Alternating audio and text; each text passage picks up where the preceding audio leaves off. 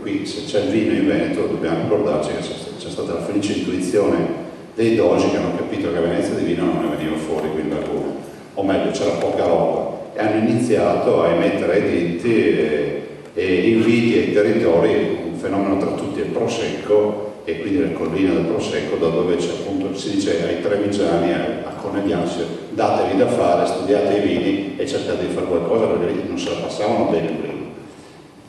Il filo conduttore, a mio avviso, ma io ci avrei anche cambiato il titolo, è quello dell'agricoltura eroica, perché questa è la storia dei pionieri, è la storia, lo diceva Cecchetto prima, no? Basta guardare le mani della nostra gente, perché poi ci sono tutti i fighetti col vino lì, anche lui faceva il fighetto, no?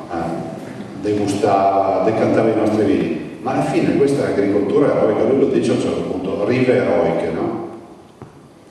L'agricoltura eroica è quella che dà i prodotti di qualità, l'agricoltura estensiva, l'agricoltura dei numeri fatti dal commercialista non dà nulla.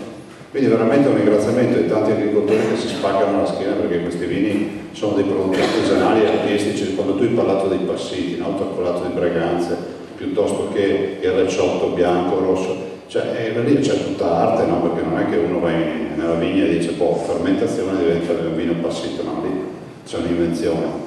E poi forse anche la necessità di usare l'ingegno, perché il nostro è un popolo che ha patito la fame.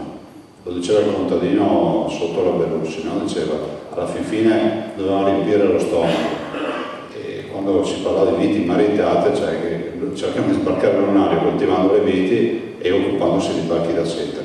Ma la storia, sei stato bravo a descrivere la storia di un popolo che non è tuo, non è facile, e direi che questo è il grande merito che hai avuto. Grazie.